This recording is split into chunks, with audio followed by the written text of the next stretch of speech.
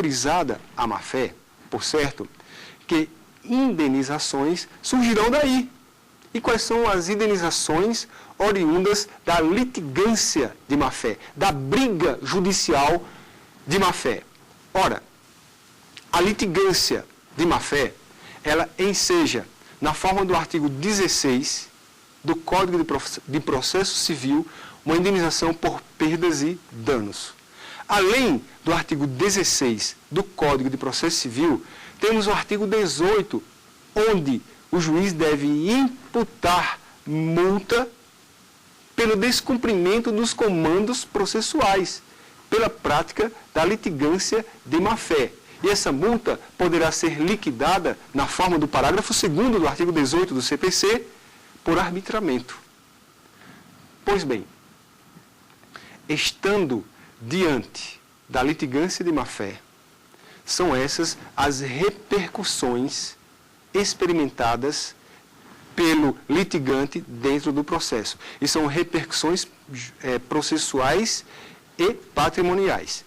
Claro, quando eu falei para vocês que era dever das partes e de todos aqueles que participam do processo cumprir com exatidão os provimentos mandamentais e o descumprimento do inciso 5 do artigo 14, seja ato atentatório ao exercício da jurisdição, eu quis dizer o seguinte também, que o descumprimento lá do inciso 5, seja esse ato atentatório ao exercício da jurisdição, e o descumprimento dos demais incisos, do inciso 4, 3, 2 e 1, inclusive aquele que se comporta de má-fé, seja as indenizações a que nós tratamos agora, as multas e indenizações as quais nós tratamos agora. Eu quero frisar ainda, em relação ao ato atentatório ao exercício da jurisdição, incerto no parágrafo único do artigo 14, o seguinte, o que eu quero frisar. Existe diferença entre esse ato, o ato atentatório ao exercício da jurisdição, e o ato atentatório à dignidade da justiça. Existe diferença grande dentro do processo.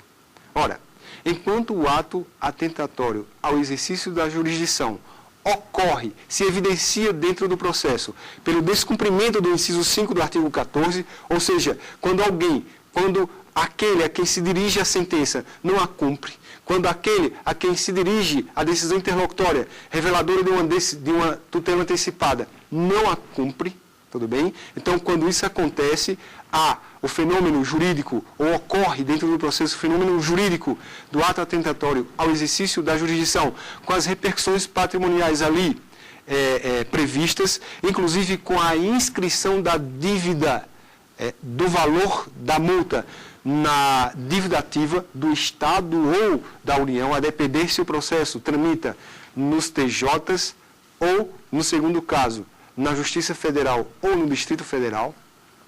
Diferentemente, esse ato atentatório ao exercício da jurisdição do ato atentatório à dignidade da justiça. E o que é o ato atentatório à dignidade da justiça? Ele ocorre quando evidenciado dentro do processo, quando ocorrido dentro do processo, qualquer conduta prevista no artigo 600 do Código de Processo Civil. Por exemplo, quando o executado frauda a execução. Quando ele frauda a execução, dentre outras, ele comete o ato atentatório à dignidade da justiça. E, cometendo o ato atentatório à dignidade da justiça, outras consequências jurídico-processuais e patrimoniais serão experimentadas, diferentes do cometimento daquele ato anterior, ato atentatório ao exercício da jurisdição. Pois bem, o ato atentatório à dignidade da justiça enseja multa também, a ser imputada sobre o valor da condenação, e revertida não para o erário, não para os cofres públicos, não inserida em dívida ativa da União ou dos Estados, mas sim, ela é revertida para o prejudicado. Se alguém fraudou a execução, se o executado fraudou a execução, o juiz deve imputar a multa prevista no artigo 601 e essa multa irá ser revertida para a parte contrária, para o exequente. exigível no próprio processo. Então, esse é o panorama envolvendo a litigância de má-fé. Esse é o panorama envolvendo os deveres das partes e de todos aqueles que, de qualquer sorte, participam do processo. E o que é, portanto, o assédio processual? Estamos chegando. Não poderíamos chegar de vez, porque para chegarmos à construção do raciocínio e da consequência daí advinda, oriunda do assédio processual, é preciso passarmos por essa sequência de declarações aqui postas. Mas antes de falarmos mesmo, propriamente, sobre o assédio processual, eu indago. Algum de vocês tem alguma questão, alguma dúvida sobre? Eu tenho, professor. Por não, Sumaia. Como têm se comportado os tribunais do trabalho em relação ao reconhecimento do assédio processual e imputação dos respectivos danos? Então, esse assédio processual, do qual nós iremos falar a partir de agora, ele é aceito? Legal a pergunta. Ele é aceito? Como ele é ventilado dentro do processo nos mais variados tribunais e mais especificamente nos tribunais trabalhistas? Como é? Antes, Sumaia, antes de eu responder, eu peço licença para expor um pouco sobre o assédio processual. O assédio processual, como o próprio nome já sugere, o primeiro nome, assédio, já sugere uma conduta repetida, uma conduta sistemática, assim, com o fim de prejudicar, com o fim de humilhar. Na verdade, nesse caso, com o fim de procrastinar a decisão judicial, com o fim de jogar lá para frente o mais possível a tutela jurisdicional pretendida quando da interposição da petição inicial. Então, se alguém dentro do processo pratica o ato seguinte, ou seja, interpor recursos de efeito meramente procrastinatório, requerer perícias infundadas, requerer ouvida de testemunhas infundadamente também, enfim, praticar atos dentro do processo que não têm a ver com aquele momento processual, que revelam mera vontade de prolongar a tutela jurisdicional, se isso não acontece somente uma vez, se isso acontece repetidas vezes, com esse objetivo último, caracterizado está o assédio processual. Claro, se for somente uma vez praticado, estaremos diante, como acabamos de ver, da litigância de má-fé, com as indenizações ali previstas no artigo 16 e a multa prevista no artigo 18, ambos do Código de Processo Civil. Agora, e quando essa prática da má-fé, a litigância de má-fé, for praticada de modo sistemático e reiterado dentro do processo, e for assim caracterizado o assédio processual, como deve o juiz se comportar? O que deve o juiz fazer? Eu entendo, assim como Raimundo Simão de Mello também entende, assim como também entendem outros doutrinadores e alguns juízes já de alguns tribunais, que o juiz deve, nesses casos, de ofício inclusive, imputar ou determinar indenização por danos morais decorrentes de assédio processual. E por que de ofício? Ora, não é porque o juiz é bonzinho, não é porque o juiz quer fazer porque para aquela parte não é.